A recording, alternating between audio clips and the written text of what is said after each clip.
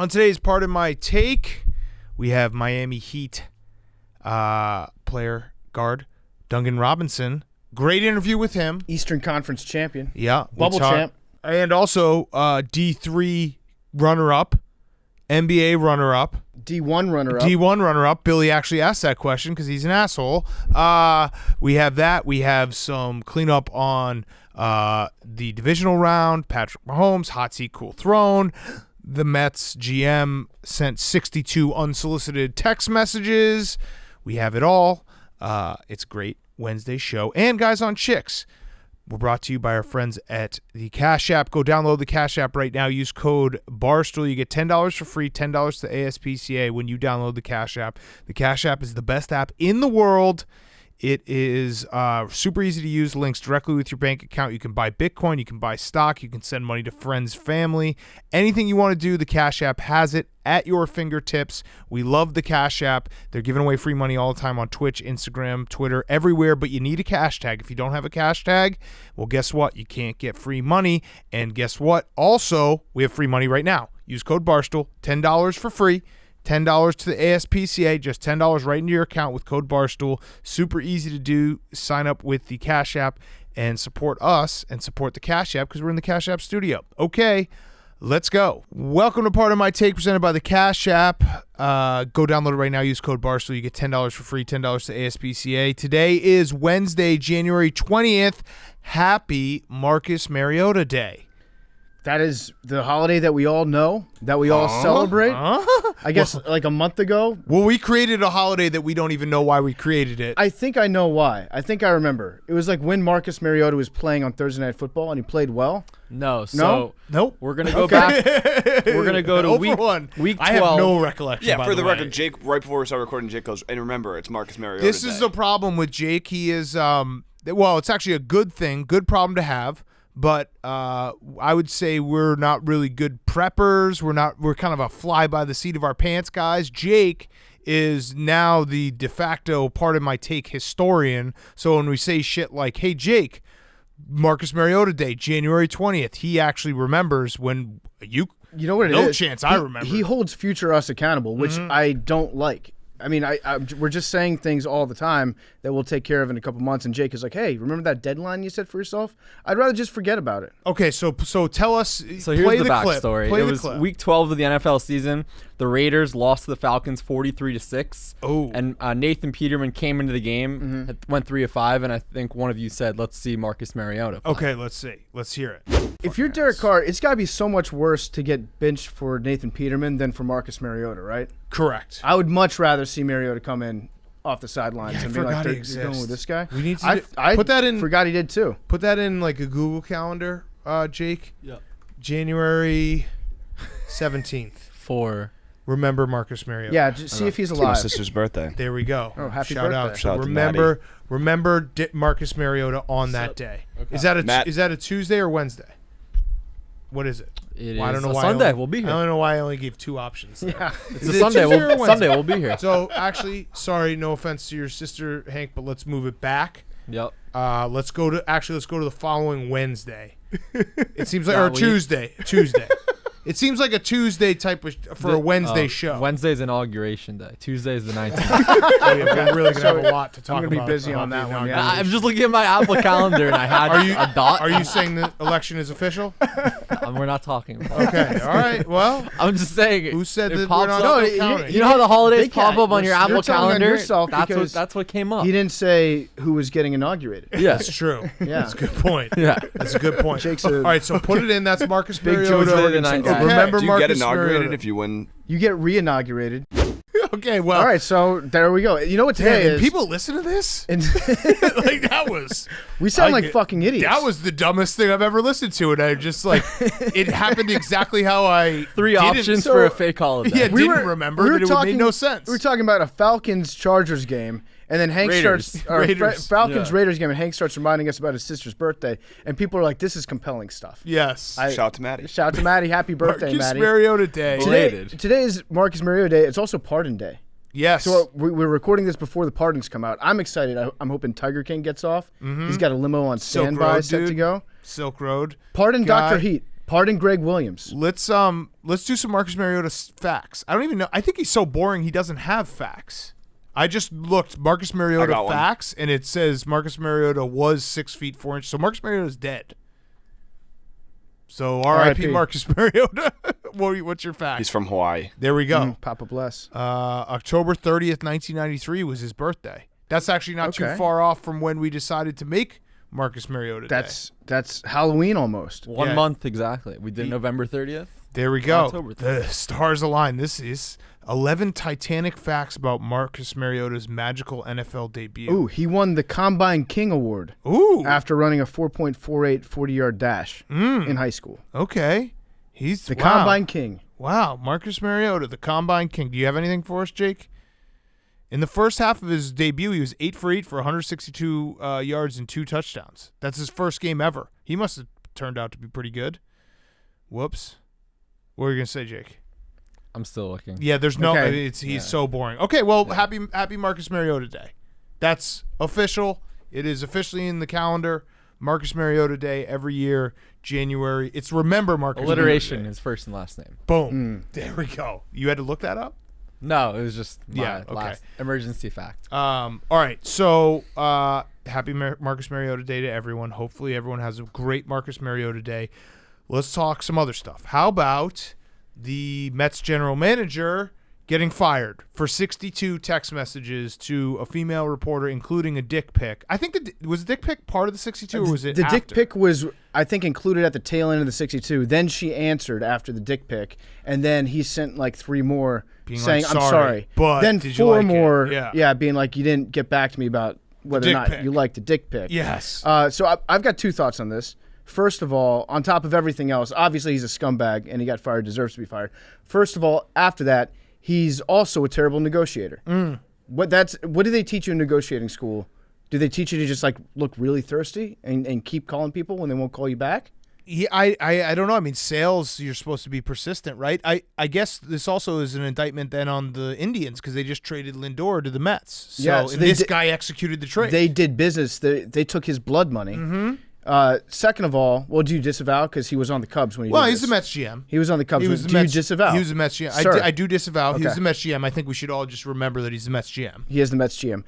Or was the Mets GM. My second big takeaway is this is an all-time guy who wears Oakley sunglasses move. Yeah. This is a big-time Oakley. Like, if you look at the picture that they have, he's wearing the square Oakleys, and you can tell a lot about a guy by the sunglasses he wears. Yeah. If you wear Costa sunglasses, you go deep-sea fishing twice a year. You probably have a DUI in Florida. If you wear Shady Rays, you're cool. You're just cool. You're the Blake of the world. That's true. And then if you're an Oakley guy, you probably send dick pics during child support meetings. Yes, I would say so. Yeah. Well, this wasn't during a child support meeting. But you don't know that. Well, it and might also, have been. I mean, probably the worst excuse of all time when he said those were actually just stock images, because who doesn't have stock images of random erect penises in their phone? Yeah. So he went with the stock. Like, that is also a sign like, hey, man, don't go with your first defense, because your first defense is going to be terrible. Like, hey, it was stock images. My biggest takeaway from this is we need like a school that like everyone, people go to college or trade school or whatever. We need like a 1 month seminar where people can just learn to be normal human beings. Because this was, when I read this story and I saw that he had 62 unanswered text messages, I like throw out just the dick pic, which is way out of bounds. An unsolicited dick pic is way out of bounds to begin with. But 62 text messages over like a couple months with no reply. Dude, you need to learn like just a tiny bit of shame. Yeah, because that's the craziest. It made me like cringe and have shivers down my spine. I can't, if I text someone over a 2-day span and text them 3 times and they don't respond, I'm like, well, fuck me, I'll kill myself. Because I don't want to talk to Either me. they're dead or you've got the wrong number. Right. Here's a solution. Every guy out there should have a number in their phone that they label as, let's just call it Kathleen from the bar. And it's a number that goes nowhere. And you just fire off all your dick pics to that empty number. Just out into space. Dude, and he was doing the winky face, and he was doing... Yeah, that's also embarrassing. To have your GM shooting off emojis. Like question mark, like question mark, like question mark. This guy, maybe it's because, I don't know, like he's achieved great things. He's a GM, so he probably thinks like, well, he's the GM of the Mets. With GM of the Mets, but he was like, my shit doesn't stink. I'm the GM of the Mets. It's just I'm a smart guy. No, you're not. You're actually a fucking idiot. Yeah. Because 62. How do you even come back from that? By the way, you don't. Because that picture's there, say, and like, then the I gotta find this. So here's the thing: they've got the blackout picture there, so he knows that if he keeps fucking up, they're liable to drop the uncensored version. You mean the stock image? The stock image, yeah. The Getty, the picture of via Getty's penis. How about thinking that will be a good way to get out of this? Be like, yeah, dude, who doesn't have stock images? So he went, why won't you answer me, beautiful? Am I annoying you? If you have to ask, am I annoying you? You're annoying. Answer's yes. I was going to say question mark. I'm going to say 62 text messages is pre-crime, but it's not. It's just crime. Yeah. So that was the big news of Monday night going into Tuesday. And credit Steve Cohen, who I was reading his Twitter. I'm a little jealous of Mets fans' relationship with Steve Cohen. It's because nice, yeah. It is like he had a tweet being like, "What do you guys want new at Citi Field?" And people were just responding. Like Glenny Balls was in there being like, "We need more beer." And like you know what I mean? It was just, and he was responding to people, and it was like, I don't know. There's something about Steve Cohen. Maybe maybe the shine will wear off eventually. But I have no affinity towards the Mets whatsoever.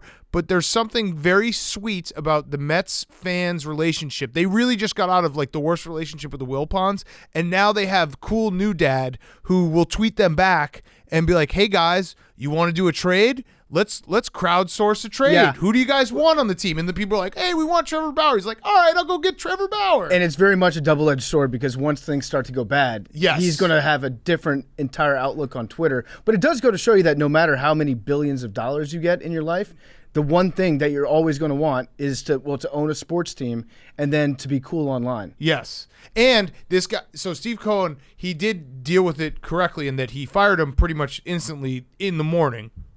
But he had a moment last night where everyone's like, this guy tweets all the time. Where's his tweet? So that also is a double-edged sword where if you're the tweet guy, you can't be like, well, he's got no way to get in touch. Like, they'll do a press conference. Like, no, he goes directly to the fans, which is cool until there's some issue. And it's like, well, you got to actually address this. He's going to need to have to hire like a dude that gives the bad news to the fan base so that he can continue to have this like cool Uncle Steve persona. He should just have Frank the Tank be his press secretary for any bad news that needs to be delivered. Yes. I would love that. I don't know. I'm jealous of the Steve Cohen relationship that Mets fans have with him. Also, Darren Ravel, please tell me how much advertising Oakley got out of that deal. Having that plastered everywhere. Like the minors that came out of the... Exactly, like the minors, yeah. Also, could you imagine... I can't imagine the GM from any other team doing this, and I don't know them personally, but this just feels like a problem that would only happen with the Mets. Right. Billy Beane would be like... And in fact, it didn't even happen with the Mets. Right. It did happen with the Cubs, but it's the Mets GM. Yeah. Let's just be honest. It's the Mets GM. I could see... But the fact that they hired him and then it happened. A smart GM like Billy Beane gets in trouble for sending pictures of his balls. It's like, balls are underrated. They're undervalued. The Cubs, like Theo... It might actually be now his greatest move ever was leaving the Cubs right before everything just fell apart. Yeah. Because John Lester is now a Washington National. Kyle Schwarber, like Yu Darvish gets traded. This comes out. The baby like, Cubs. All this happens, and it's like, hey, Theo might have seen something. So I went and looked. Glenny's response to Steve Cohen was, Steve, I mean, how about that? Like Steve Cohen, the owner of the Mets, is letting Glenny Balls call him by his first name. He says, Steve, can we add more all-inclusive tickets, including alcohol, around the stadium, like in the M&M suite seats? Thanks. I'll hang up and listen. Glenny just wants to pay one price for all his food and beer. Okay, Is that so hard? It shouldn't be. Just can we have a buffet instead of like the handicap railings that take you down? Oh my God, it's so fucking good. All right, so yes, Jared Porter, scumbag. Very cringeworthy. 62 on. Just guys, if Mr. you're sending Met- more than 3, she probably doesn't want to talk to you anymore. Okay, 3 over 3 days. That's a good sign to stop texting. Yeah, and I think as far as dick pics go, just never send them. Just don't unless you have a notarized form that's been signed, dated, stamped. That says, I would like to see your penis on my cell phone. Well, it's also like a scared straight. Like if you were, I think Mark Cuban maybe has told us, like if you send a dick pic out, you're sending it to the whole internet because eventually it will. Oh yeah, it's going to come out. Well, unless it's stock image. Which again, I'm gonna just Google stock image penis. Yeah, he should have been smarter and done like Getty Images over it. Yeah, his stock dick image having a nice penis. cup of coffee. I do feel bad for the report. I mean, this is essentially like we hear these stories like, hey, this is what it's like to be a woman in sports. You're like, oh fuck, 62 fucking text messages. That's crazy and scary and weird. So maybe it was a stock because it's blurred out. You can't see it. Maybe it is the diagram Let me see. that you see in health class. It's this one. The one you see in health class that's just the penis hanging over the balls. This one had his shitty shower in it, which makes it even worse. Who hasn't sent this to a girl? Oh my god. Nothing gets a girl going like seeing the health class. He also sent penis. one in his jeans, which is that's a wiener move, and I mean that not as a wiener, like I mean that Anthony Wiener. Yes, he did time. that move. He hasn't been in the news recently. He would send pictures, I think, like when he was hanging out with his kids, of his penis in his underwear. Mm-hmm. So, it's not a dick pic. Yeah. All right. Divisional round, just to clean up. So Patrick Mahomes apparently doesn't have a concussion, which we talked about on Sunday, but it's now coming out. He has a pinched nerve. Yeah, it's his neck. So it was just a neck issue that caused the entire left side of his body. He basically had a stroke over the span of a quarter second, is what they're saying, where a neck just shut down one side of his body entirely, and now he's fine. So he is in the concussion protocol. Oh, he is, because he doesn't need to be. Once you get put in the protocol, there's no getting out unless you pass the test at the end of the week. Yeah. So I'm ready to say that I think that he will pass the concussion protocol test at the end of the week. I think we're not paying enough attention to his foot injury. He's got turf toe. Turf toe is the most serious injury in all of football. So he's going to play through both, but I do agree that like the toe would. It's going to make it harder for him to be 100% Patrick Mahomes. And a lot of people got mad at me because I said the Bills could blow out the Chiefs. That was I guess I should have just phrased it the lame way and been like, it's a coin flip game. Yeah. Because that's how I see it. I was more saying that like a Chiefs could blow out the Bills. I'm saying a blowout wouldn't surprise me either way. Mm-hmm. Like I think that it just wouldn't. The Bills, people think that the Bills blowing out the Chiefs would be some shocking result, but to me it wouldn't be, because I think both these teams are so fucking good that if either shows up with their A+ game, they will blow out the opponent. Yeah, the Bills. That's really what the point was. The Bills have had like 3 games this year where if they play like those Bills, they win this game. Right. The Chiefs have had how many perfect games have the Chiefs had this year? They haven't covered in nine straight games. Yeah, but also the lines are like 16.5 for some of them. Not really. Not like that crazy. The Chiefs, I can remember them having at least 2 A+ games. Bills, I'm remembering like 3 A+ games. Yeah, but even the Chiefs' A+ games, like the Bucks, they had an A+ half, remember? Yeah. And then they kind of let the Bucks back in. They get cute. So, I don't know. It's going to be – I'm very excited for the championship Sunday. I think we're going to have some good guests on Friday to break it down who maybe has been in a few championship Sundays. But yeah, it's all going to be awesome. What was the bet that we had, Hank? It was if Patrick Mahomes doesn't play, it had nothing to do with a head injury, just if he didn't play, right? Yep. Okay, so if he doesn't play because of the toe, I still win the bet. I still get to capture Normie for a week and make him fat. Yeah, I think that's true. I'm going to feed him so much bad stuff. He's going to play. Just all butter. He's going to play. And on the last day, I'm going to give him all the stuff that gives him diarrhea right before I give him back to you. He's going to play. Yeah, probably. You're right. He's going to play. Yeah, he's going to play. I mean, Colin Cowherd tried to say that the NFL should postpone the game if Patrick Mahomes can't play, which was Cowherd just being like, hey, I want to go viral for a bad opinion, which he does once a month. Yeah, Colin imagines that everybody that listens to his show is the vice president of marketing or like works in finance and understands that the dollar bills mean everything to Colin. And he's like, yeah, these C-suite guys in between their shareholder conference calls are just tuning into the herd real quick, getting some takes, and then putting me on mute again. What else we got? Oh, we did get a little bit. I was watching the Bucks Nets game on Monday night. Yeah. We got a little taste of who gets the last shot. So we had a 2 last shot situation. So they were down, I think it was by 2, or no, they're down by 1. Harden took the last shot with 40 seconds left, and then got the rebound, passed it to Kevin Durant, who then drained the last shot. And then they were up 2 with 30 seconds left. So it's like, who's taking the last dagger shot? That was Durant. Okay, and then Kyrie might be coming back tonight. So what I think, this is like a next level conversation of who gets the last shot. I think we're in kind of who's the odd man out territory. Ooh. The odd man out. So I think we've got 2 Batmans in Harden and Durant, and then Kyrie is kind of going to end up being Robin on the side. So those 2 are definitely going to click up. I'll put it this way. I think it's like Blink-182. I think that Kevin Durant and James Harden are Mark and Travis. And then obviously Kyrie's Tom. And then he's off somewhere studying aliens. Yep. And then he's going to get pushed off to the side eventually. Yep. But yeah, I'm very excited to have the odd man out conversation. Yes. I mean, this is, again, where the fans have won. All right, let's do hot seat, cool throw, and then we got Duncan Robinson, a little more NBA talk. Before we do that, Coors Seltzer isn't your average seltzer. They're on a mission to restore America's rivers. Coors Seltzer is launching the world's easiest volunteer program you've ever seen in your life. Whatever you're doing, by simply cracking open a can of Coors Seltzer, you're volunteering. You're probably saying, hey, that's crazy. What are you talking about, Big Cat? Well, each 12-pack of Coors Seltzer restores 500 gallons of fresh water to U.S. rivers and the communities that depend on them.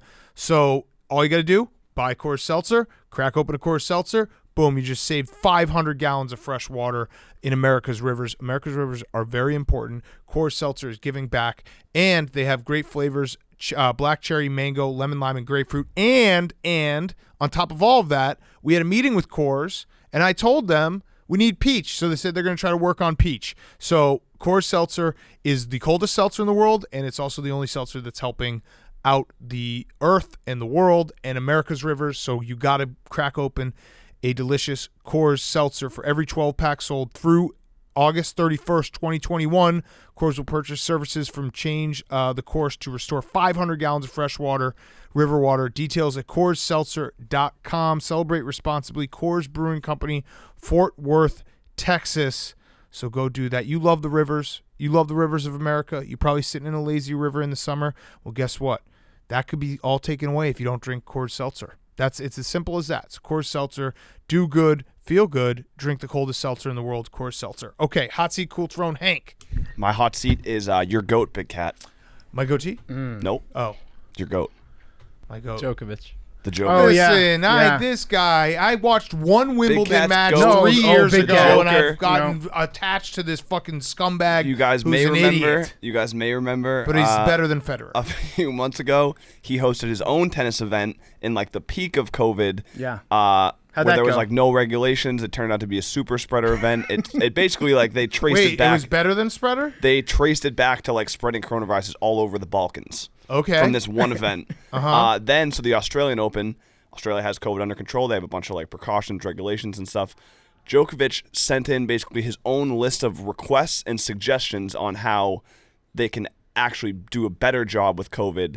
Oh, so he's helping. He's trying to help, and He's trying to help. They shot it down immediately. We're like, Got you're it. a fucking idiot. So Like, he's trying to why help would we them. ever take advice from the guy who hosted his own tennis event? Because he knows what not to do. But because he already spread it everywhere. His suggestions were to basically like lessen the restrictions, like make it easier. Like Yep. basically, just he was selfish. It was a bunch of selfish This actually, requests. I agree with Big Cat a little bit on this, because if you're going to plan a music festival, you would hire Billy McFarland because he's made all the mistakes. Right. He knows all the potholes. He knows all the danger areas. So yeah, like bring Djokovic in there, have him be the blind spot guy. Have you ever watched Catch Me If You Can? Boom. They Frank fucking Abagnale, yeah. hire that dude. Okay? So Djokovic is the perfect guy to hire. He's also let's just spin it this way, Hank. We talk about how much we love SEC coaches, how funny they are. He just sounds like an SEC coach, herd immunity. Yeah, He's just like, hey, let's all get it, and then we don't get it He again, sounds which like- is proven to be wrong. If you bred Mike Leach with Trevor Bauer. Maybe a little Dabo in him. Yeah. Yeah. Why not? I will say there was a nice video of him. He's quarantining in his hotel room, going on the balcony and watching some kids play on the street. Yeah. And he could probably wow. whoop those kids if he needed Wow. to. So that's Thanks, Jake. you know what? Very cool. Some things are bigger than sports. Yeah. I don't even like tennis. Some things. That's need- amazing. Fuck, man. But he is better than Federer. So he went out there and he looked at kids from his hotel room balcony. Yeah. Seems What a pretty touching chill. moment. It's very nice. He was like giving them some Yeah. applause. Okay, you know what? 6 months Not from now, during the point. Though. Novak Djokovic Day. Yeah. Yeah, you can Yeah, there be we go. silent during the point. He was probably spitting on the kids, being Yeah. like, here, Actually, kids, no, you, Jake- you need this to be stronger. Jake, make this Well, that's always fun on the balcony. year like, later. see where your spit lands. Yeah. a year later. It's Marcus Mariota / Novak Yeah, add Djokovic him to the Remembrance list. Day. Yes. yes. Both of them on Yeah, January yeah, 19th, yes, 2022. Let's I mean, get we weird with found it. out very quickly that Marcus Mariota is the most boring person to ever have a day for. So, All right, so Yeah, now we'll get some they're good sharing fact. their day. Yes. Yeah, we'll have January him But talk today about is still Djokovic. just Mariota. Correct, Today, correct. 2021. Do we but want in it to be 2022, on a Wednesday? because of no recording day. No, you know what? Yeah, you're right. Shift Marcus Back Mariota to Day. January Oh, the 18th. disrespect. Yeah, January 18th. What about doing it on Hank's sister's birthday? It's always That's a Monday. It's always the. It's also MLK Day. There's already Yeah, Yeah, okay, right, yeah, yeah, disavow. It's always Martin the Luther closest. King Jr. / Novak Djokovic. Yeah, the closest Tuesday to January 18th. Okay, January 18th, 2022, Marcus Mariota Day / Novak Djokovic. Perfect. Day. / day after Hank's sister's birthday. And my cool throne is the Peaky fucking Blinders. Yeah. They started filming season 5 today, and now I watched the Peaky Blinders during quarantine, and before I watched it, Big Cat was like, I can't spoil it because I don't remember what happens. I watched it during quarantine, and now that statement rings true because like I don't really even remember exactly what happens at the end of the seasons. But they started filming season 5, and then the director, like creator, whatever, said that there's going to be a feature film that comes out to end the entire thing, which is that's hype. Like that's an exciting. Yes, it's better than a season. Like it's just a nice. It's like Entourage. Yeah, yeah. The problem with that is they're gonna not have the subtitles in the movie theater. That's gonna be a big pain in the ass. Well, are we ever going back to movie theaters? Like, can we all agree that you? I just... like going to movie theaters. I It's agree. a good activity. I like. It's a good like let's go to the movies. I feel like I ran a marathon. Totally Like, agree. I worked out. I don't want movie theaters to go away, but I'm saying, give me the option to be able to buy every single movie at home right away. But then, Like that's just let me have that option. because then I would just do. I focus better on a movie in the movie theaters the first time than I do at home. yeah, no matter what. you're forced to watch it. Yeah. You're not looking at your phone. You're not getting Maybe you up, need going to some pee as much. subtitles. Yeah, I do subtitles. They need to have subtitle theaters for Peaky Blinders movie for sure. But yeah, I'm hyped. Okay. Okay, is that it, Hank? Yeah. Hot seat, cool thrones.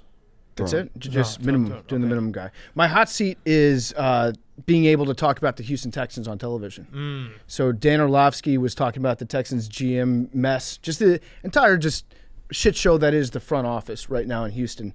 And he said that it's worse than is being reported, and it's worse than it's so bad I can't say it on television. What's worse than being reported? They murdered Deshaun Watson. He said and it's his so body's bad. rotting in the stadium. It's so bad I can't talk about it on television. So that takes my brain to the point where like there's murders. Yep. They're taking phone calls from Deshaun Watson and just picking up the phone and saying the N-word and hanging up on him. It's like crazy. How bad could it get that you can't say it on television? And he hasn't even notes-apped it yet. Well, then we know that it could get worse. It could always get Because worse. if it's notes app, then it's the worst it could possibly be. Like Doug Peterson's playing Nate Sudfeld for a few drives. Yeah, but what could The worst of the worst. What are they doing in that office? Is it satanic orgies? They are hijacked by a dude who they're gonna prey on it. And I feel like there's a part of them, and there's actually a part of me, like maybe 1%. I'm not a God guy, but like if they pray hard enough, could they win a Super Bowl? Yeah, I think so. Like right? Like it's I don't know.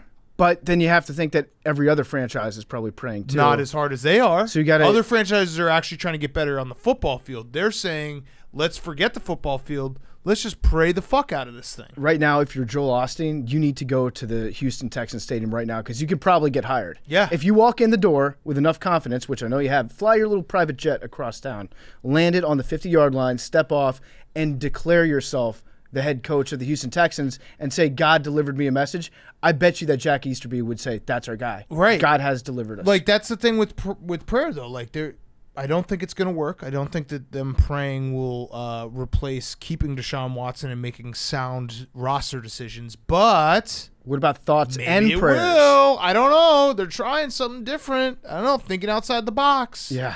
I need to know what's so bad that Dan Orlovsky can't say it on television. Oh man, they should let Deshaun Watson be the coach. Yeah, why not? Fuck it. Yeah. My cool throne is sea shanties. How about wait, one more thought about this. How about the fact that like Bill O'Brien has to be so happy that he left and everyone's like, Bill O'Brien's the worst. What a shit show. And it got way worse. Turns out Way Bill was worse. keeping the team together.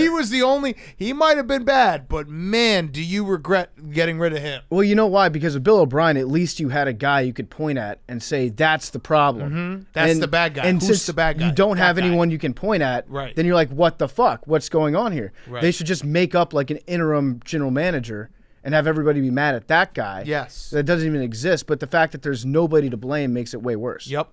My cool throne is sea shanties. Oh yeah. Sea shanties are back in a big way. Have you seen and heard the sea shanties? I don't understand what a sea shanty is. It's like Period. SpongeBob. it's like the devil's singing a lullaby. Oh yeah. I saw Roan's. That was great. The Irish. No, rap. that was a battle rap. No. He did the Irish rap sea shanty. Oh, sea shanties are like yo ho ho and a bottle of rum. He did that type of thing. I saw the Packer fan too that made me want to puke. They've gone very viral in the last couple of weeks. People are getting really into sea shanties. I feel like we should do a sea shanty for Billy. We should write a sea shanty because we did that one for Hank. Mm-hmm. Aren't you doing Imagine Dragons? I'm doing an Imagine Dragons one, but now sea shanties are just so hot. Okay, we'll do that. Can you combine? I hope you die. I hope you die. And if you don't come back ever again. I disavow that. I miss Billy. I truly do miss Billy. Yeah. I do. It's good to have somebody that you can point at and blame. He's our Bill O'Brien. Someone dropped a bunch of heavy boxes in the studio, and they're just going to sit here until he comes back. I miss Billy, too. I do. I miss Billy as well. I fucking miss that guy. Because you know what? He at least would have been like, hey, want to order dinner? Yeah. I would have remembered to order dinner. He kept us on schedule for dinners. And he would sometimes, if the studio got too crowded with beer, he'd be like, "Hey guys, can I clean this up and take a few of these cases home for you guys?" So that was kind of nice. All right, my hot seats is the NCAA. So they screwed up the schedule. Nah, screw up is probably the wrong word. They changed the schedule for the basketball tournament, the March Madness.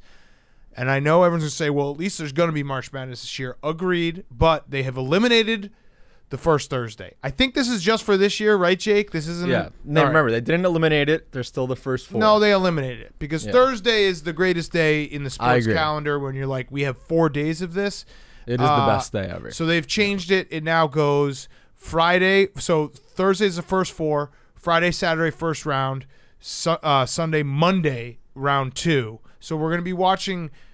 I can't get into this. It's tough. Like Monday is not a day to be tuning into True TV. It's a recovery day. It is. Can you imagine how sad that's going to be? I got a Cuck Ravel on the True TV. He always does like waking up to seeing this on True TV. Yeah. Like some like crime show or whatever. It's like Castle usually. Yeah. So and then I do actually like that they're the Sweet 16 and Elite 8. Sweet 16 is Saturday, Sunday, Elite 8 Monday, Tuesday. I'm okay with that because Elite 8 it's weird when you have the Elite 8 on that Saturday and Sunday and you're like, wait, there's only 2 games? Yeah. Like, where's the rest of my basketball? Whereas now you'll work all day Monday and then you get basketball at the end of the day. But the fucking the second round being on a Monday is just my brain cannot understand it. It really sucks because that is the end of that week where you get the Thursday and the Friday off, where you check out on Wednesday afternoon. You know that that's the last piece of work you're doing that week. Right. And then Thursday morning you come in and you can just kind of coast into the weekend. Now you check out on that Friday morning, which is fine. Take that Friday off. Or if you're at work, don't do any work. But then on Monday morning, that's a whole new week. So people, if you don't do any work on that Monday, your boss is going to be like, what the hell? This is a new week. We got to get shit done. Right. It really pushes a problem on you where you have to work while watching the games as opposed to pretending to work. It's also just change. Don't do change. And what about the vasectomies? When are we going to do the vasectomies? Someone's getting screwed out of their vasectomy. Someone's going to get a vasectomy on that Thursday. Let us know if you've scheduled a vasectomy on that Thursday. And now all you get is 4 games. You're going to go in, come back, and you're going to have like a bag of frozen peas on your nuts, and you're going to be watching like Murray State play against Creighton. Yeah, and then Creighton's pretty good this year. Bad example. And then Monday you're going to be back at work and there's going to be games on. All right, my cool throne is the state of Michigan because the Barstool Sportsbook app is coming to the state of Michigan on Friday at 12 p.m. We will be live. The Barstool Sportsbook app, you can download it right now, actually. You can put in money right now. We're also matching. Penn is matching. If you deposit and play with what you deposit, they will match for the Barstool Fund in the state of Michigan. So we're going to help local businesses in the state of Michigan. And we'll be at Greektown watching the conference championship games on Sunday. You can watch us on a live stream and go download the app. Very excited about that. Detroit's one of my favorite cities. Even if you don't live in Michigan, it's nice to have the app. Like I just use it to check lines and stuff. Yeah, exactly. And play a game. What's the line? Yeah. Mm-hmm. How else are you going to play? We're pretty good at that one. Yeah. Has the line moved in the Buffalo game? It's 2.5 right now. Let me see. Which it's weird. I mean, I guess people think the Bills are good. Jake, do you have a hot seat? Or they think Mahomes isn't playing. Yeah, hot seat is the Australian cricket team. India upset them. India had a bunch of injuries. Isn't India a wagon? Yeah, I wouldn't call that an upset. As a matter of fact, Jake, you've lost a lot of our Indian listeners by Can I give the context? By the way, Duke is not ranked for the first time in like forever. Neither is North Carolina or Do you Kentucky. think Coach K is going mention that. Coach K is going to India's cricket team, gutted by injuries and deflated by hearing racist abuse from the home crowd, defeated a confident Australian team on its home turf. The win is being called one of the greatest in India's cricketing history. Yep. Wow. All right. I said this was like such a Cinderella story for India to win this game. Very happy. Can't wait about for that. the 30 for 30. Yeah. How long did the game last? I don't know. 6 days? 5 weeks. And cool throwing is Willy Wonka. They're making a prequel in 2023. What? Disavow. Too much. Trash. You don't like? They've already redone it. Yeah, the redo wasn't good. The OG was one scary. was good. The redo was scary. Yeah. There's just no originality anymore. It's sad. It is sad. Like, let's just look at movies that made money. How can we squeeze more money out of it? Let's make a prequel that no one cares about. Like, no one gives a fuck what Willy Wonka was doing. I don't know. Just make boner dogs. Make boner dogs. I'm actually like, what? How did he come up with that factory? And why wasn't he seen for a long time? It's not Charlie. It's Willy Wonka. Yeah. I'm kind of. How did he get all the fucking what's it called? Oompa Loompas. Where'd those guys come from? I'm talking. I'm in. All right, cool. Are these questions we don't want the answer to? I don't know. I'm once again asking you to stop remaking movies. It's not a remake. It's a prequel. Is it gritty? If you just put the word gritty prequel in there, then I'm all in. The more I'm thinking about it, some fucking random dude, single dude in his like 50s owns a chocolate factory. He hasn't been seen for 20 years. He's got a bunch of Oompa Loompas going around in a chocolate river and all this scary shit. How the fuck did that happen? I don't know. But if you get Joaquin Phoenix to play the role, I'm back in. I'm in. Now that I've talked it through, I'm in on this movie because I have a lot of questions. All right. Let's get to our interview with Duncan Robinson. Great interview with Duncan Robinson. Always awesome to have a guest on who listens to the show, gets the show, and can also give shit to Billy back. Before we do that, Jackpocket. Jackpocket is the app where you can play the lottery. The Mega Millions and Powerball jackpots are now worth over $500 million each. That's where Jackpocket lottery app comes in. Jackpocket lets you play official state lottery games right on your phone. Super easy to use. Play Powerball, Mega Millions, Cash for Life, Pick 10, other daily games right on your phone. Jackpocket is now live and available in New York. It's also available in New Jersey, Texas, and 10 other states. Safe and easy to use to get your lottery tickets. You can pick your own lucky numbers, and over $20 million in prizes have been won on the app. Play tonight's Mega Million or Powerball jackpot for free using code Barstool. So you download the app, you use code Barstool at the checkout screen, you download Jackpocket for free from the App Store or go to jackpocket.com. You must be 18 or older to play. See jackpocket.com for details, or if you or someone you know has a gambling problem, call 1-800-GAMBLER. The Mega Millions and Powerball jackpots are now worth over $500 million each. And the major draws are happening on Tuesday and Wednesday nights, Friday and Saturday as well, but Wednesday night, that's tonight. So go right now, jackpocket.com, or download the Jackpocket app. Put in that code Barstool. You get to play for free on your first Mega Million or Powerball jackpot using that code Barstool. Okay, here he is, Duncan Robinson. Okay, we now welcome on a very special guest. It is Duncan Robinson from the Miami Heat. He has a new podcast. It is called The Long Shot. It is under the JJ Redick 342 Productions. It's coming out. I think I don't know when we're gonna put this out next week. So it already is out. You can download it. You can get it anywhere you can get podcasts. Duncan, thank you for joining us. We start anytime someone comes on and is like, I got a new podcast. Like, what's your problem, man? Are you trying to squeeze us out? What's going on here? I don't think you need to worry about that. I think you guys have, solidified your place within the market, but more so just trying to motivate, you know what I mean? Just provide some more competition. Hopefully, inspire you guys to stay on the top of your game, which you've been on for quite some time. So kudos to you for that. No, we appreciate hungry dogs run faster. So it's good to have somebody nipping at the old heels there. I saw you had a great game yesterday. Congratulations. Were you trying to impress us? You just doing that so that we would gas you up a little bit when you came on here? That was in the back of my mind. I think it probably would have been more impressive if it was in a winning effort. But, nonetheless, you can only do what you can. So unfortunately, we weren't able to get it done. Yeah, it's got to be so sweet to just catch fire and just know that, like, every time you shoot the ball, it's going to go in. Like that Steph Curry video that came out a couple weeks ago when he hit, was it like 103 threes in a row in practice. What's the most consecutive threes that you've made just in a gym by yourself? I'd probably say I think somewhere around the 60s. I think Steph was 105, which was incredibly impressive. I've never gotten on video like that, but yeah, I think I'm somewhere in the 60s. God damn it! You must feel like a superhero when you do that. That's awesome. I so badly want to be able to shoot a 3-pointer like that. Even like 10 in a row would be incredible. Yeah, I mean, I feel that way towards dunking and being able to jump really high. So I feel you in that sort of emotion of want. But yeah, I can do the shooting thing, but the other areas I struggle. That's it's a debate that we've had on the show before. What's sicker, being able to like throw down a sick dunk, or just getting really hot from three? In a pickup perspective.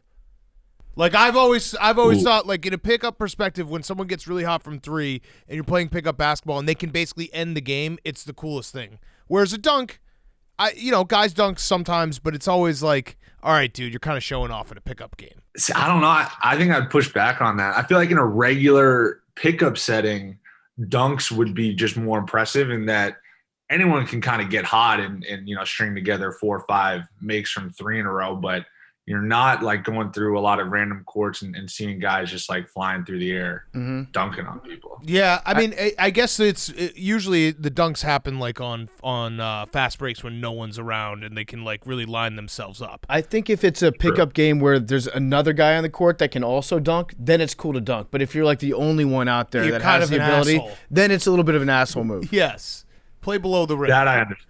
All right, so people know, I think most people know your backstory, but let's go through it again just because it is incredible. You went to college, Williams College, which no one really knows of. It's a Division III. You were an athlete there. You transferred to Michigan. You played 3 years at Michigan, was in a national title in Division III and Division I, and then ended up in the NBA. Was there a moment in time where you're like, holy shit, this is actually happening? Like, I'm actually doing this? Because Williams College to the NBA, that's insane. I would imagine Williams College is not much different than a really good pickup game. No offense to Williams College, but offense. It's better than a really good pickup game. I will say that. Small college basketball does not get the recognition that it probably deserves. But with that being said, there were various moments throughout the journey when I was like, I can't believe this is actually happening. But also, like, when I transferred to Michigan, I wasn't like some stud at Michigan either. I was very much a role player. I was on good teams, fortunate enough to be on some really good teams and win a lot. But, it wasn't this like surefire thing that I was going to be an NBA player. So it's always kind of been this like an incremental process of growth and realization that I might have a chance to be able to do something. So, just been able to take advantage of opportunities, basically. Would you say that if other kids that were in Division III, let's say Williams specifically, let's just use Williams as an example, if they played sports at Williams, if they had any bit of like can-do attitude or like stick-to-itiveness, they too can be successful in life? Or do you think that maybe you're just the unicorn and you're different than everyone else? No, I don't think I'm any sort of unicorn or different. I don't want to put a ceiling or a cap on anybody, but if you're at a place like Williams is a great school. So I wouldn't blame people for like leaning into the academic side of that, and being successful in another world. What if you're not very smart though? Yeah. You're also stupid. Yeah, you're dumb, but you play a sport at Williams. Would you recommend maybe, if you have any eligibility left, maybe going to a big state school like Michigan to use up that 1 year athletically and maybe get some buzz going towards your athletic career? Yeah, that probably seems like the right move. Yeah, honestly, at that point, if you're a Division III athlete and you're not very smart, I still think you're capable of doing anything if you put your mind to it. But that's you definitely got some things working against you at that point, for sure. Yeah. It's interesting. On a real note, you mentioned how you weren't sure, or there were a lot of people out there who weren't sure that your game would translate from what it was in college as kind of a role player, like a catch and shoot guy, pretty much, into the NBA. But I guess you had the Heat kind of take a chance on you. They believed in you a little bit. Was there a moment when you were practicing, or maybe it was, like in the developmental league, where you realized, hey, I can do this? Like, this is an actual opportunity for me that I can succeed at. Yeah, that probably came in summer league. I referenced kind of my role at Michigan, and I think summer league allowed me to kind of be viewed in a little bit of a different light, and that I was asked to do a little bit more and given some more opportunity. So when I had a pretty good start to summer league, and at that point I was like, started thinking, maybe I could maybe do this. And then I spent a year basically in the G League back and forth with the Heat. And then from there it just kind of built, over time. I read that that Spoelstra makes you run sprints if you pump fake in practice. Is that still true, to like encourage you to trust your shot and pull the trigger? We're past that. Fortunately, that was early on when I first got to training camp my first year, just because like I couldn't wrap my mind around this idea that like he wanted me to shoot every time I touched it. Basically, it was just like so strange to me that I was on the same team as like Dwayne Wade, who'd won like 3 NBA championships, but I'm the one, like the undrafted guy who averaged 8 points a game his senior year in college to shoot it every time. So there's definitely some push and pull with that. And then once I finally was able to kind of wrap my mind around that and just be like super aggressive, that's when it all kind of started to come together, I guess. How much did you have to pay Jimmy Butler for the coffee? I didn't pay Jimmy anything. I don't really drink coffee. Oh, I don't drink coffee, but truthfully, I wouldn't have paid him even if I did. I think that's an absolute scam of a deal. $20 for a cup of coffee. But it was really good coffee, I heard. Wait, did other people pay? Other people paid, right? Other people did pay. Once again, that you heard it was really good coffee. I mean, who really knows? I mean, he's controlling the narrative with that type of stuff. Directing what comes out of Big Face Coffee. So I mean, I heard it was like pretty good relative to what we had to deal with, or what we are disposable in the bubble, but I don't think it was like anything above and beyond. Well, At least that's my interpretation of it. If you just charge $20 for coffee, then people will assume that it's good. Yeah. It's one of those things where it's like psychologically controlling. It's expensive, therefore I'm enjoying it. Right, and he has all like the different like I don't even know how to make coffee really, but like he has all the different machines and devices to like, and has access to all the best beans, whatever you want to call it. So maybe it is really good. I wouldn't be able to tell. Like you could try McDonald's or Dunkin' Donuts coffee and they would taste the same to me. I'm just not a big coffee guy personally. Well, I owe you an apology then, because when the story came out in the summer and we were talking about like who's actually buying this coffee, I pretty much was like, yeah, I mean, Duncan Robinson and Myers Leonard are on the team, like essentially calling you guys bitches. But I was like, yeah, they're definitely paying whatever Jimmy says the coffee price is. So my apology. You did not buy the coffee. Was there like that run? Obviously, you guys came short, but the bubble run, like we talked to a few different people who were in the bubble over the last few months. Was it helpful for you guys to all be together all the time and like have that cohesive unit and get along with each other? Because it seemed like you guys got along. Yeah, we felt that it was a big competitive advantage for us, mostly just because we really enjoyed being around each other. And I think that there are other teams around the league that maybe aren't that way. Mm-hmm. So for us, it was like an opportunity to use that as an advantage. And we also had guys that were like kind of willing to embrace what comes with basically being in like isolation for 100 days and just being able to lock in and focus on the opportunity at hand. So I think it helped us for sure. But it's definitely a challenge. It certainly wasn't easy. I mean, 100 days without seeing your family, friends, or basically being able to leave the confines of Disney World is definitely a challenge. Is there anything that you miss about the bubble? I don't know about miss, but I did really enjoy professional basketball is very different than college basketball, and that like in college you do everything with your teammates and you live together. You like train, you study, like you do everything, practice, games, travel, all that stuff. And professional is different in that, guys show up and then when they leave, they go home to their families and they're treated very much like a job. So I like the bubble in that we ate all our meals together. We were always around each other and you got to know your teammates just on a different level, which I was appreciative of and really the beneficiary of, in that I had the opportunity to sit down with guys like Andre, Jimmy, and really get to like pick their brain on different things. So is Jimmy Butler a good teammate? Jimmy Butler's a great teammate. I don't understand the media twist on what he is. Not saying you guys. No. I'm sure you guys don't. I think he's a top 5 player. PFT has slandered Jimmy Butler. I know. I thing, used to slander him, but Jimmy Butler, like, legitimately has become one of my favorite players in the entire NBA. But he used to slander him a lot. Yeah, I mean, I will say this, like, I don't necessarily blame like the general public for developing those types of opinions, because that's what you hear from the media. Like, that's what gets pushed.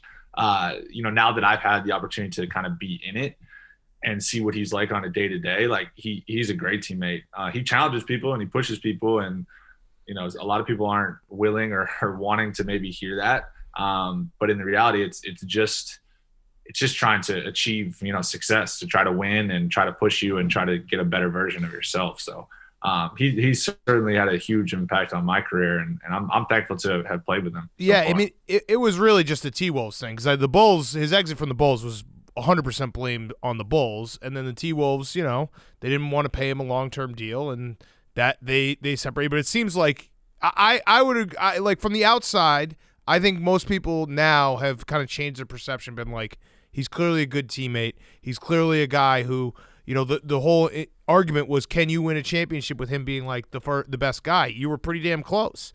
And obviously LeBron is an AD. It's very hard to beat them, but you guys were pretty close. Do you think was there any part of you that's like, if we didn't have a couple of those injuries, because like Dragic gets injured, Bam gets injured, do you think that series would have been maybe a little bit more competitive? Yeah, obviously, the competitive side of us, we really believe that. And we know that when we're at our best, we're capable of beating anybody. It's obviously not a perfect game, and it's not going to be a perfect situation or scenario. So, you have guys go down like that. You don't want to make excuses or put asterisks on things, because that's just not how basketball works. People deal with, or sports in general, people deal with injuries and still find ways. So certainly no excuses, but obviously we would have loved to have played that whole series with a full and healthy roster, and see where the chips have fallen on that. It doesn't guarantee anything, but I think we would have had a better chance at it for sure. Yeah. Who has sicker tattoos, you or Tyler Hero? I mean, that one's gotta go to Tyler. I don't have any tattoos, so I think by default he's got to take that. Oh, one. I thought you had an arm tattoo. There's if you look up a picture of yourself on Google Images, there's a picture of you with an arm tattoo. Yeah, I don't spend too much time on Google Images of myself, but that may have been started in that there was some controversy or basically a story that had kind of been pushed from JJ Redick, actually, because he's got the sleeve and everything. Yeah. That I should get some tattoos to kind of raise my credibility and respect around the league, and that would help. So I've been thinking about it. I don't know if you guys have any opinions on that. If you think I should make the yes, absolutely, yes. Bring back barbed wire. Yes, barbed wire is always a winning move. Yes, absolutely, get it. It just makes you instantly, like, everything about your game will be better if you have a sleeve.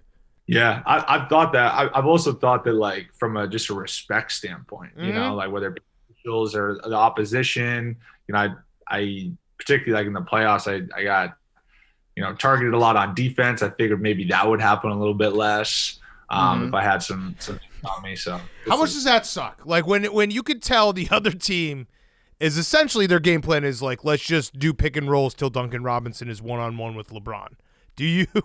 What are you saying to yourself in those moments? I mean, we put in schemes to, like, try to avoid that, not to get, like, too basketball, like, no, please do, no, nerdy.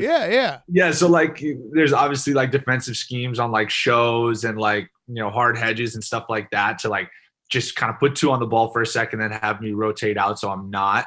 I pretty much switch with everybody in the league except, like, those guys, like, LeBron's, which honestly, like, I'm just truthfully, like, I'm not built to guard those. Yeah, that's not like a shameful thing to be like, hey, I can't guard LeBron James.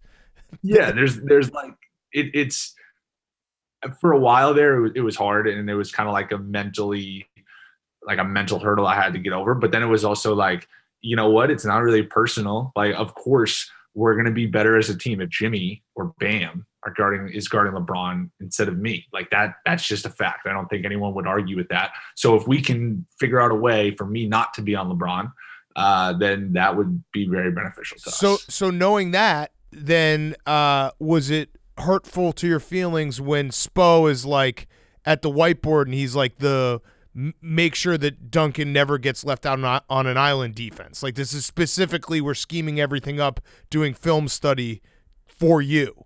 Did that hurt your feelings? I mean, it's once again, like it's all in the pursuit of winning, you know, like you can't get caught too much in your emotions and try to go down that path. Like it's not personal. It's just about winning. And it also helps that I'm not the only one on our team that does it. Like, it makes me feel a little bit better that I'm not just like the odd guy out that just has to show on every ball screen. That there are, you know, it's LeBron. Like there's other people that can't guard him too. Like, I'm not the only one. So that feels better. But at the same time, like, it's just getting over the fact that like it's just about winning. Like, when you look at it like that, it's like, you know, some guys don't get asked to shoot threes, and I do. So that's not personal. It's just about winning. Mm-hmm. So your name is Duncan Robinson. How upset are your parents that you're not on the Spurs? They're not upset at all. I think a lot of people miss this one, just basically in that, like, I was born pre Tim Duncan, Tim Duncan, David Robinson era. So that it just doesn't line up. But with that being said, it would make for a great story if I were to be on the Spurs. Yeah. But you know, it's just how it works out. Just so you know, we're going to take that completely out of context, that quote that you just said. So Duncan Robinson demands trade to San Antonio. Yeah. Yeah, definitely not demanding a trade anywhere. I'm very happy where I'm at. How hated would you have been if you were a 4-year starter at Duke? The answer is very hated, by the way. Just your face and your name. Probably not up there with like the JJ Redick and Grayson Allen, mostly just because I probably wouldn't have had like their statistical resume. Like, you got to remember, those guys are hated because of how great they were. Like, they were great college players. Yes, there were some other things thrown in there. Yeah. Well, you know, whatever. So I think I would have been like a couple tiers below that, maybe like a John Shire. I think he was kind of hated as well. Somewhere in that threshold. He wasn't so much hated as he was like punchable. Like, you just wanted to hit him and bully him a little bit. I get that a lot, though. I get the punchable face a lot. I don't know if you guys have any insight into this. What makes a face punchable? Because clearly mine seems to be to the general public. It's long. You have a long face, not like in a bad way. You're a good-looking dude. I can say that. We're pumping each other up in 2021. But I think there's like enough. Thanks. There's enough face there. You know what I mean? Like, I think you've got a good haircut now, but I can tell that you used to not have a good haircut. Mm-hmm. So I would have liked to punch you like maybe 5 years ago. Mm-hmm. There. Yeah. That's reasonable. Yeah. I mean, I agree with the long face. I get made fun of a lot because I have a big head. I think it's like low-hanging fruit of a joke, but if people want to make it, that's fine. Yeah, no, again, you're a good-looking dude, but it's like whenever I think of punchable faces, people with tiny faces, you don't want to punch because you might miss. Yeah, but isn't there also the downside of like a bigger head potentially like then hurting your hand more? Yeah. True. You got a lot of head. Yeah, you punch back. Not always with bad your thing. skull. Yeah. Right. So we're good friends with Mark Titus, and the story came out. I think he tweeted out in September that when you were at Michigan, you hit him up being like, "Hey, wondering if I can get some career advice because you thought that you didn't have a career in the NBA." So, one, I want to know, like, was that real? Were you actually like, "This is over, I'm going to be a media person"? And then two, I'm looking at the text right now. You text like a crazy person. What was the breakup in these texts? It was mid-sentence that you'd start a new text. Yeah, so once again, I think that got taken out of context a little bit. I mean, I'm reading the text. That's the context. Yeah, well, the first part of your statement. Okay. The crazy person text, that I'll address later. Okay. The first part being in that it was actually for a class. We were supposed to it was for a career planning class. So, you know, I was a sport management major, and we're in class, and we have to reach out to somebody in our field who we, you know, feel that we might be interested in. So it's not like I could interview whatever JJ Redick, like that. It just wouldn't have flown. So I reached out to Mark just because I'd listened to some of his stuff and I had a mutual connection. But at that point, like, it was something that I was potentially interested in. At that point, I was definitely not like a surefire NBA player. But it was something to just kind of check the box and maybe have it in the back pocket. In terms of the text, I don't remember the exact formatting of the text. I certainly didn't think that it would be under like public scrutiny at this point. I thought it was just kind of between us, but I understand that's how the world works, where just everything is open to the general public. The media runs with everything. Mark was big clout media chasing. like Mark Titus. Yeah, he was clout chasing you. We can just say it right now. He was straight up clout chasing you, and it's fucked up what he did. I don't think so, because Mark and I are legitimately friends. So with that being said, I don't mind. It's different if it was like some random person who was just kind of like being opportunistic in the moment and trying to go viral or whatever. But he was legitimately just posting, like him and I have constant communication now. Yeah. So it was fine for me. I actually am realizing it right now. I put it together. So if you read it, if you look at the text, they're like broken up each in the middle of a sentence, a new paragraph. You know what it is? Titus was like the longest. Oh, I'm an Android dude. I'm a fucking hipster. I'm not gonna be an Apple guy. Like I'm not gonna let all you guys tell me what to buy. And he recently became an iPhone guy like 6 months ago. So I bet that's why the text come through like that. I figured it out. No, I totally sent it as one. Okay. Big. The formatting got screwed up on Because his of him. his Cricket Wireless pay-as-you-go special. So not only is he a clout chaser, but he made you look bad. So he's really just a shithead. I don't think so. No, he's a good friend of ours. Duncan, so we can say it. Let me ask you this. Would you ever take a screenshot of one of his text messages, like where maybe he came off a little bit thirsty, and then publicize it on the internet and tell everybody about it? Well, we have different jobs. Like he's in the media sphere, so people want to see. Like he's responsible for producing content. I'm responsible for playing basketball. So I think that's Put that on a quote board, Mark Titus.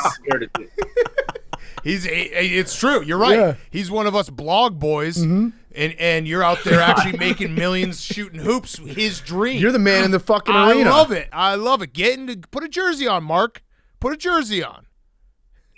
Mark wore a jersey. In fairness, he's a good college player. Kind of. Yeah. With like a big ass baggy white T-shirt. He made a complete joke of the competition, trying not to touch the ball. It's a farce. No, we actually do love Mark, so we can say all this stuff, and you're allowed to call him a shithead too if you'd like to. I'm good. Mark's a good guy. Okay. I'm a fan of him. He's had me on his show multiple times.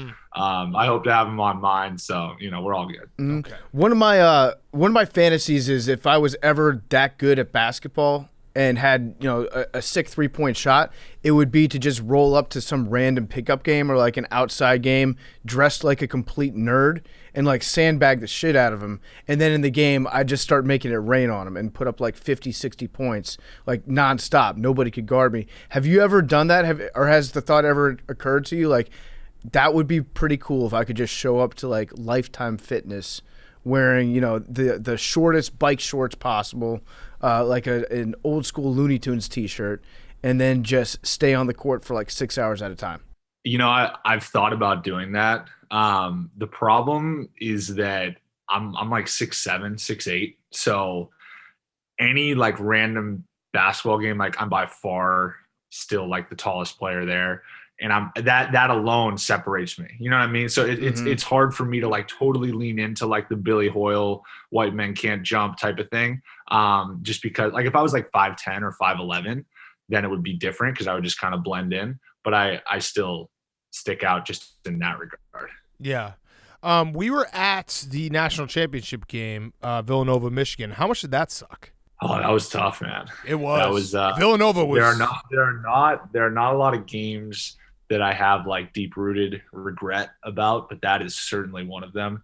I mean, I just laid an egg, and we laid an egg as a team. They were really good, obviously, and they played great, but that was tough. I was going to say, you shouldn't regret that. Villanova was just incredible. That was the Dante game. Dante couldn't miss. We were in the stadium, which is the worst stadium ever to watch a basketball game in San Antonio. Like, I don't know how they have Final Fours there, but it wasn't your fault. It wasn't Michigan's fault. Villanova was a fucking wagon, and they just came out and blitzed you guys.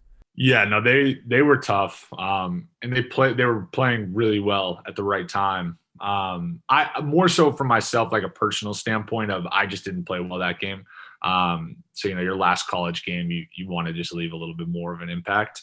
And we made a run in the second half. You probably don't remember this. Maybe we all thought it was more of a run than it actually was, to get it like right around like 11 or 12, where it's like, if you make a run from there and you get it to like 5 or 6, then it kind of gets interesting.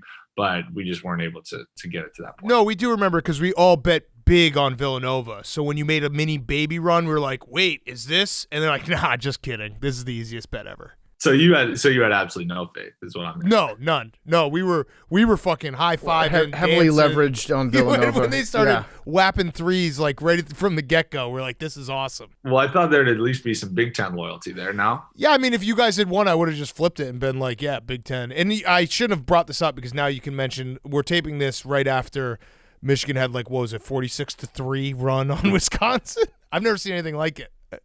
Yeah, that was I didn't get to watch because we played last night, but I watched the highlights, and man, Michigan looks tough right now. Oh, actually, this is an appropriate question for that. So when you were a senior at Michigan, how old were you? Were you 23, 24? I was 23 for the whole season, and then I turned 24 in April after the year. Okay, so Wisconsin's very old team-wise. They have like a lot of older guys.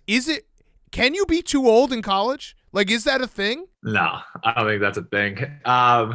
I think that it's really like the young teams early on that struggle, but like a team like Wisconsin, when you have that age and experience, particularly early on, is when you're going to be really good because you just have that as such an advantage. And then as teams grow and learn and start to figure things out over the year, I think that becomes less and less of an advantage.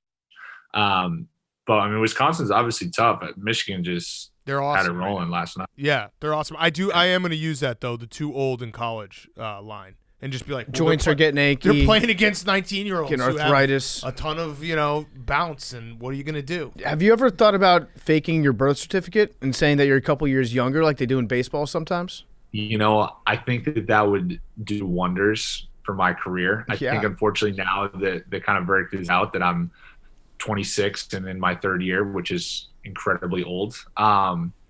But if I could retroactively go back and make that happen, I think that would really be advantageous to my playing career. Was that kind of strange getting to the NBA and you're a rookie, but you're 3 years older, 4 years older than the other rookies that are there? Is there a big age gap at that point between someone who's 24 as a professional and someone who's 20? The weirdest part of it was being a rookie at 24 and having like our leader or one of our leaders, Bam, being 22.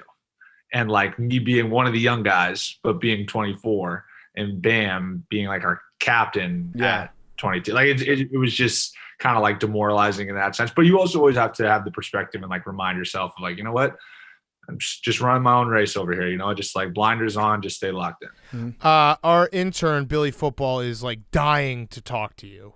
So I think you listen to the show, so I think you knew what we were talking about at the start of the show when we were talking about Williams. I think most people picked up on that. But Billy is essentially the Duncan Rob. It's like, remember those old commercials like this is your brain on drugs? It's like this is your brain, Duncan Robinson whapping threes in the NBA. This is your brain on drugs. Billy Football sitting on a broken couch with us idiots as an intern.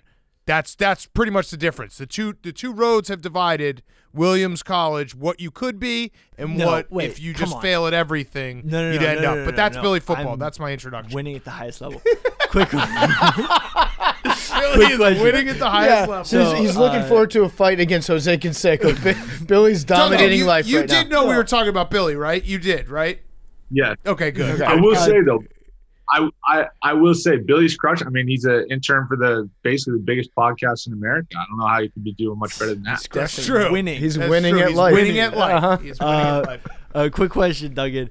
Do you know that you probably are the only person in history to lose in a D3 championship against Wisconsin Whitewater, a D1 championship, and an NBA final? Damn. Wow, brutal. Probably the only person in history. Billy. Brutal. Is there a question? No, that wasn't Billy, a question. No, I'm just it's kind of crazy, but it's just that's awesome. not a question though. Okay, that's not question. Awesome or a question. No, let him respond. Why don't you be polite to our guest? Respond. Duncan, go ahead. Well, I'm just confused as to how you would think that I wouldn't know that. In the fact that I don't spend That's a great question. Also, every single day of my life acknowledging the fact that I've made it to the championship at all 3 levels and lost. Well, the real question was, that's literally what keeps me going. Yeah. Which was the worst? I would probably. I mean, it's really hard to. Yeah, I will say like the Michigan one hurt, but as we alluded to earlier, like that game was pretty much over with 10 minutes to go. The Wisconsin one we won, like we were going to win. 4 seconds on the clock.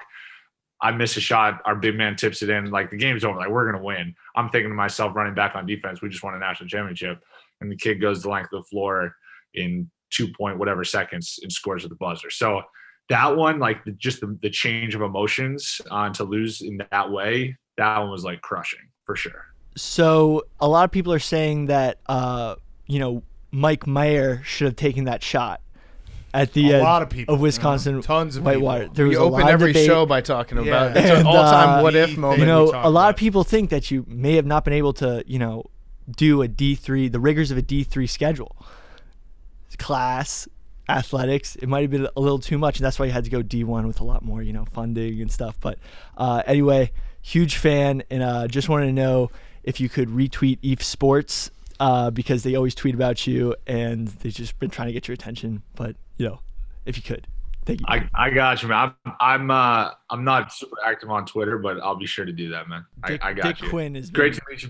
Great to meet you. The brutal question. Yeah, brutal questions. Absolutely just brutal terrible questions. Here's my last question. We like to do this. So Duncan Robinson has a podcast. Everyone should listen to it. It's out now. It's called The Long Shot. It's under the JJ Redick 342 Productions. So we do the people also ask on Google. If you just type in your name, like what do they also ask? The top question is Duncan Robinson good? That's the question people are wondering. Care to discuss? I think that's a fair question. Particularly with kind of the fact that I kind of came onto the scene last year. I think there's probably a lot of people out there that would argue that I'm not that good. But I'm more concerned with the people in my corner who do believe in me, and I try not to get too caught up in that sort of stuff. But it's certainly a fair question that I think warrants asking. Clearly, I mean that's what the public want to know. So. I think you're good. The actual someone, it must be a blog or something, but they're like Duncan Robinson is good. So I'm looking at this one answer right here, and it said Duncan Robinson is a 6'8" flamethrower out of Michigan. Whoa! Are you a flamethrower? That's pretty fucking cool. Yeah, that's a title I haven't leaned into fully, but I'll take it. I think that's a good idea for the tattoo. Get flames on your right arm, and then you hit a 3. You lose me there with the right arm, though. I'm not touching the right arm. The right arm needs to be preserved at all costs. Strictly for the buckets. All right. Well, the left arm, get flames on it. You hold up the left, and you do the number 3 when you hit a shot. You've got a bucket on your team in Tyler Hero, and you've got a flamethrower on the team. You can't beat that. That could work. That could work. Do you guys? My last question. I forgot to ask this. Do you guys play better in the city uniforms? Do you think? I would probably say no. I don't really think it makes a difference. My first year, though, there was a legitimate conspiracy that the city uniforms were like cursed or bad juju, whatever you want to call it.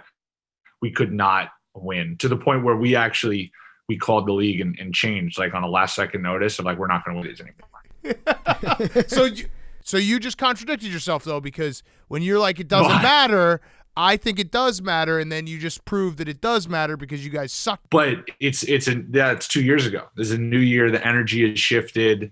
The city uniforms are no longer what they once were. They're different colors. Everything's changed. The court's changed with it. It's totally a different experience. You can't project that former experience onto these new jerseys. That'd be unfair. Is it easier to shoot in an empty arena? Like, I know the bubble was different because it wasn't an arena, but what is it like shooting in an arena with no fans?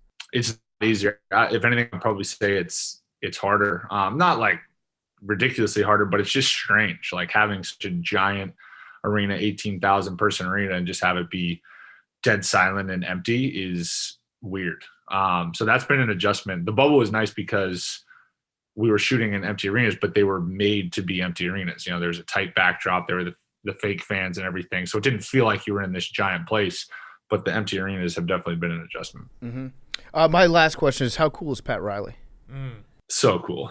He just brings it every time you see him. The slick back hair, just the aura, it precedes him, and he lives up to it fully. So super fortunate to learn from him and just be in his organization, because he is truly the godfather. He's just the coolest. Yeah. He's always been the coolest. Billy, you got one last question. Go ahead. Sorry if I was coming off as a dick. I was texting some of your former teammates, and they wanted me to bust your balls. So what? That's the excuse you're going with? If you're going to be a dick, don't They apologize just for told being me to a ask dick. those Just be a questions. dick. Own it. I'm a dick. Sorry. Who were you texting with? Tell Duncan so he can at least Some of his former teammates. say their names. I want to hear names. Yeah. I will not reveal my sources. No, say one of their Billy. names. Come on, Billy.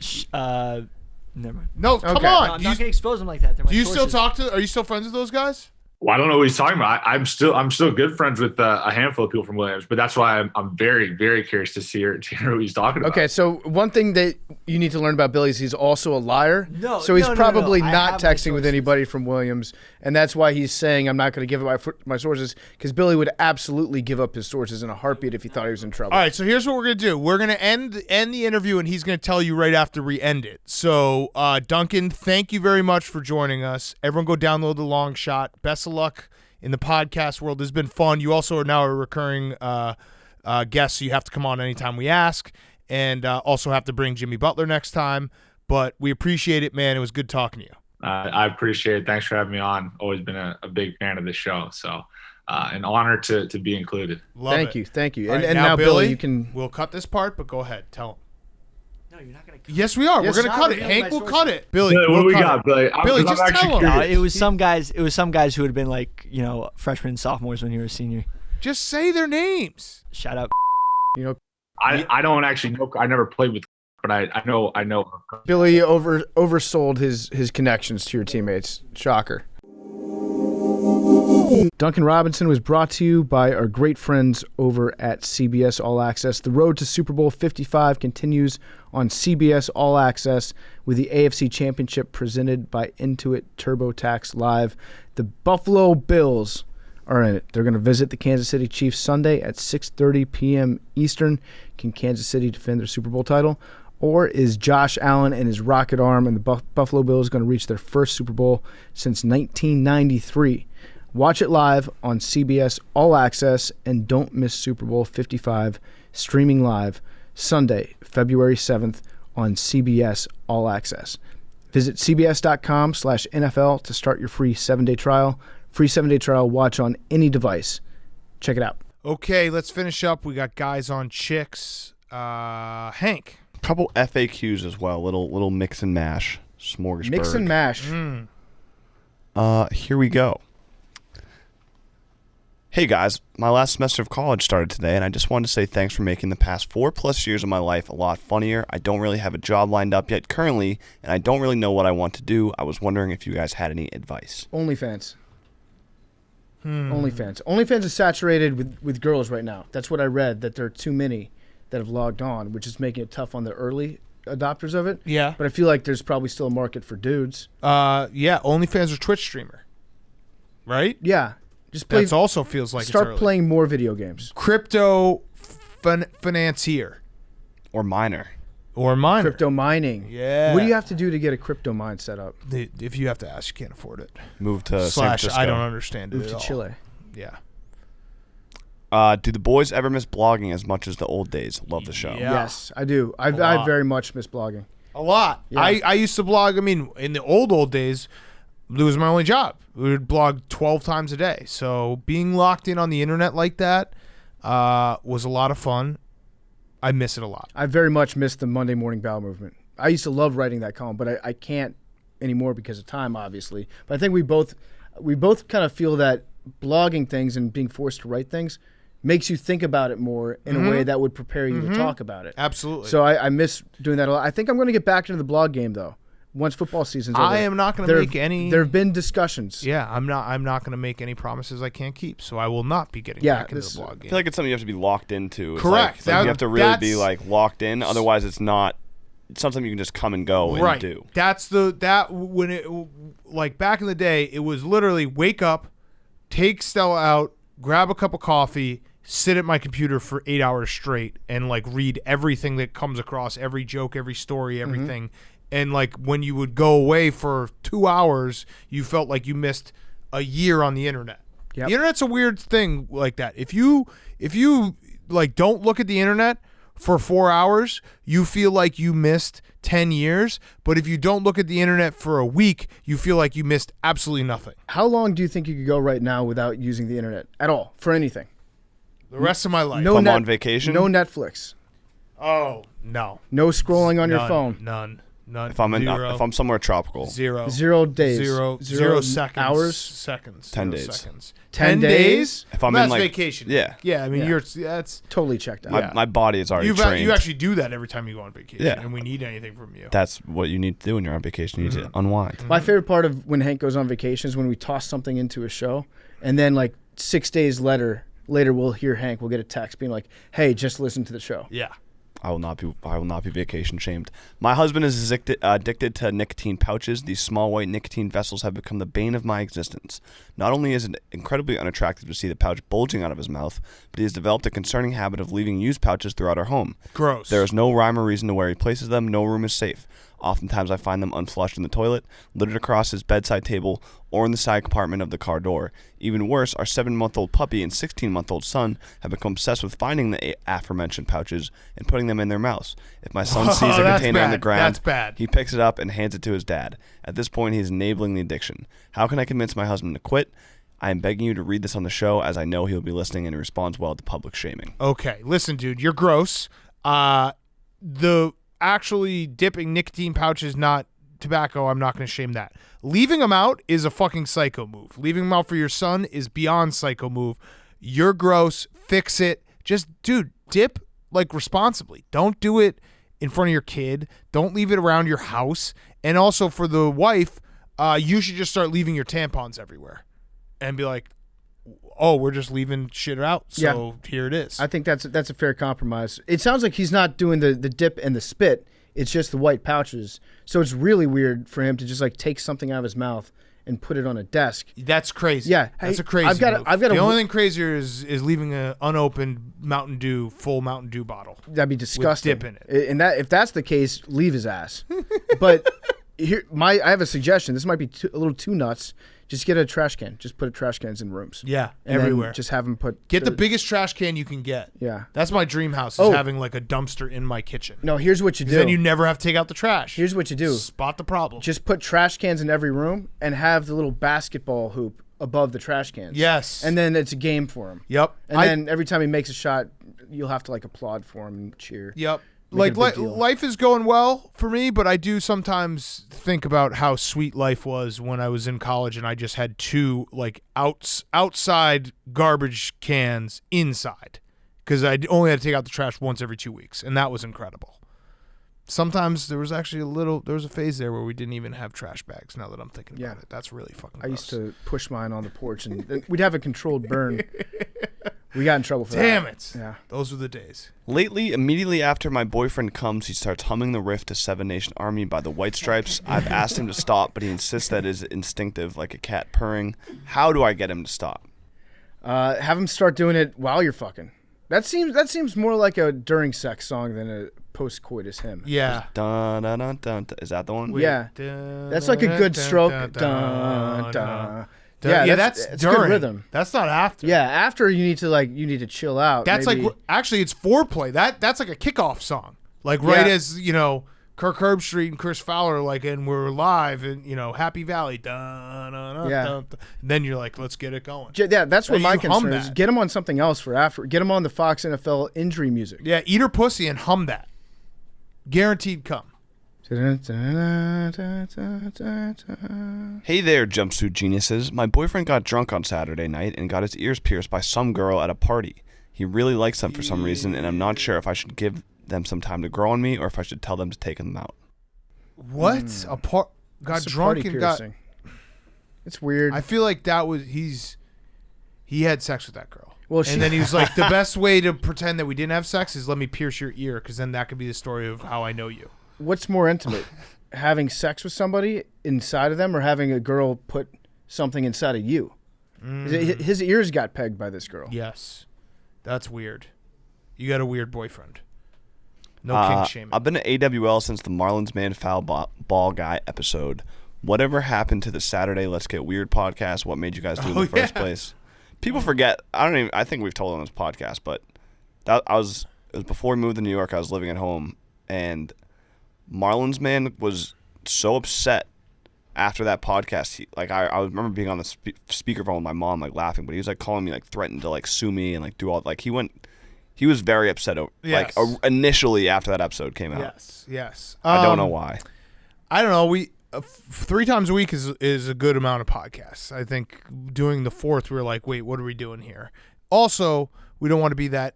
There's some podcasts out there that like chop up their show 17 different ways so that they can say they're number 1. Yeah, and on Saturdays, the average listenership would go down, but total downloads would go up. Right. And we just and that's kind of like, what are we doing? We just rather be like, every time we put out Heat, a it million goes people platinum. listen to it. It goes platinum every time with no features. Right. That's what we do on Mondays. We're not trying to put out a bunch of fucking B-side singles and then like be like, oh, but it's actually 200 million. Mm-hmm. No. We put out platinum every time. Bangers. No matter what. That's just a fact. Part of my take is number 1. You think? I mean, we should. Jack. You know what, though? We don't brag because, you know what? When you get to a point where you just don't have to brag because the people know. The real people know. Get ahead, stay ahead. Don't let everyone else try to tell you some other story. Just know what it is and how it's been for basically 5 years. That's our speech. That's like Buffalo. It feels good to say that every now and then. It's like Buffalo Wild Wings being like, we sell the most food Yeah. in America because we sell 48 chicken wings to every single table. It does feel good every now and then to just be like, guess what, guys? This is what actually is the reality. All right, we'll end with this little fun little Billy anecdote. Over the summer, my boyfriend DM'd Billy asking to race, and Billy basically called him a scrawny bitch. Parentheses, which he is, don't read this out loud. End parentheses. He hasn't listened to PMT since. How do I get him to start listening again? Oh, no. Wait, Billy called him a scrawny off. bitch? Billy's off. Billy's off the show. We kicked Billy off the show after realizing that he used profanity like that. I was going I to say... DM people the same thing. Really? I would love to see that. I was going to say something there that was actually going to cost us Billy, so I'm not going to say it. What I was going to say was if Billy Football costs us 1 listener, then we will fire Billy Football. But then I'll get a bunch of tweets tomorrow being like, I haven't listened since Billy's on. It's like, well, how do you know? I'm not going to do that. No, because then people are telling on themselves. Oh, true. Got him. Let us know if you no longer listen because of Billy Football. Please. Right. Okay. Perfect. Got him. Mousetrap. All right. 9. I got to put some balls back in this 8, thing, so 8, someone do 8, an animal fact. 18. Okay, animal fact. Looking it up right now. Animal fact. Dogs left under the care of PFT commenter put on 80 pounds of body weight per week. Elephants can't jump, so question. this is how they navigate through terrain. Oh, that's a video. PFT, why'd you shave today? All right, I think it's with your look. No, I think it's through your whole like. It's a good, I mean, I No, noticed. it's a good question and it's fair because I didn't mean to shave this much today. I was gonna say I shave. got out of hand, so I was trying to trim myself up a little bit because the goatee at the bottom was a little long, the patches on the sides were a little wavy. Tried to shave it. It eventually just started to look like only the goatee by accident. Goatee week. And you're doing goatee week, and I hate now. I didn't want to come into the office being like, "Look at me, I'm in goatee week too."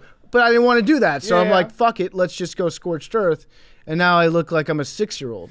Yeah, I mean, it would be the same if I shaved. Everyone would be like, "Why'd you shave?" Yeah. So well, I mean, I think Same. you're probably more well known for your facial hair than I am. Yeah. Same. Yes, Hank too. Hank doesn't shave. Yeah, when Hank refuses shaves, to shave. it is a sight. Should we do a shaved face Fuck week? no. Like straight up shaved face. Yeah, we should do face bald week. We should, and just be like, these are the guys you actually are listening to. Disavow. We're gonna look so bad. I just like grew my beard out because I was like lazy, and then I shaved that was it, why. and Yeah, then no, that I was shaved it definitely thinking why. it was something I could like. Yeah. it was like, oh, I'll just shave my face. Yeah. And then people were like horrified. Yeah. And I realized I could never. I threw up. It was like Teddy Bridgewater's knee. Yeah, I could never. I'm just a beard guy now. Reports coming from Barstool HQ. Everyone keeps throwing up. It was terrible. I walked in the office and It was. like, Oh no! my God. There's I was nothing like, worse What? than changing your look in any way and having everyone just have a really, really strong reaction. visceral, Even if it's yeah. good, it's And still like a feels nice bad. way too. Like, why'd you shave the beard? Remember It's when like, Chaps? I mean, I don't even That want was to think ridiculous. about. That was actually on like, the eve of clinching a World Series, no less. that was horrifying. Yeah. Couple weeks. You looked like an infected toe. Oh my God! I actually, I don't even. We might have to cut that part because people are gonna listen to that and then remember Don't what he looked like. don't remember that. All right, here we go. Numbers. 8. 9. 100. 18. The extinct six. Colossus Penguin stood as tall as 99 LeBron James. actually. 99. Oh man, if it's 100, 8. 59. Have we had 59 before? London Fletcher. Stand by. First timer. Rare. Hey. Love you guys. All right, see you guys Friday.